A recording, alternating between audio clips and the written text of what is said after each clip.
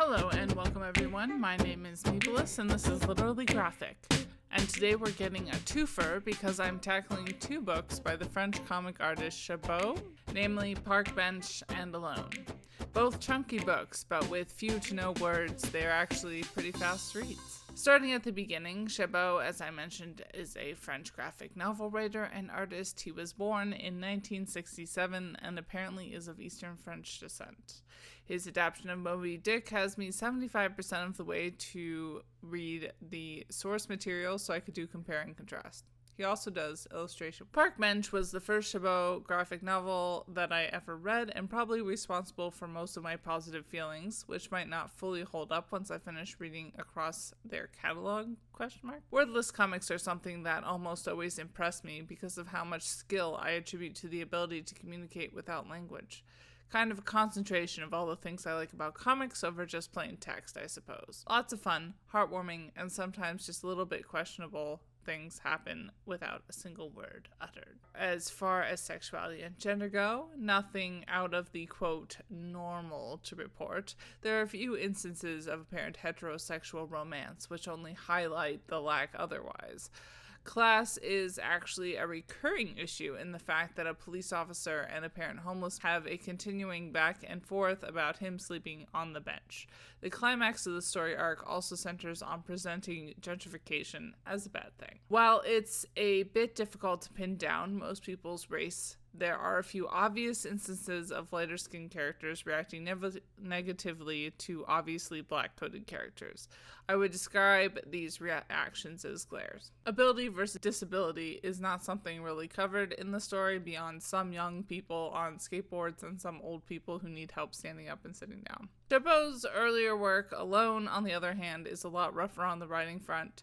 I probably should have talked about this first to put it into better context, but I read Park Bench first and like it a lot better. So yeah, we're stuck in this less than ideal situation, lol. As thick as Park Bench, but not completely silent, a lot less actually happens in Alone than in Park Bench, and a lot more of what happens is dependent on very tired, cliched tropes about deformed characters. Like, really tired.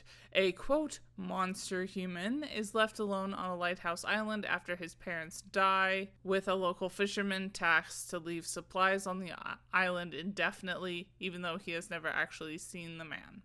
Although at least the character arc is about leaving isolation due to, quote, deformity, and no one, besides the character themselves, goes, wow, you ugly. But there is a part where a conventionally attractive woman is briefly stuck on the island, and there's a second where you think maybe the, quote, monster will attack them. Not great. The wordless stretches of comics that still render this a very fast read, and are still by far the best parts of the comic. But yeah, it's definitely an earlier work, and I would say that it's definitely the less skilled work. Besides this car wreck between cliche disability tropes, and cliche toxic heterosexuality tropes, the story does not touch on issues of race, class, or gender. Bye y'all, keep reading and resist white supremacy. And as always, Literally Graphic is recorded on the traditional territory of the Mississaugas of the Credit First Nation and Anishinaabe people,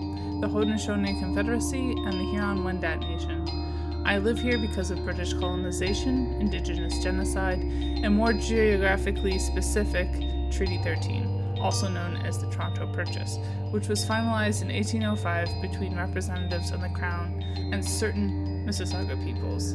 This treaty was a lie and has since been broken many times over. Saying so reflects only my own small steps towards knowing the truth and does nothing for reconciliation.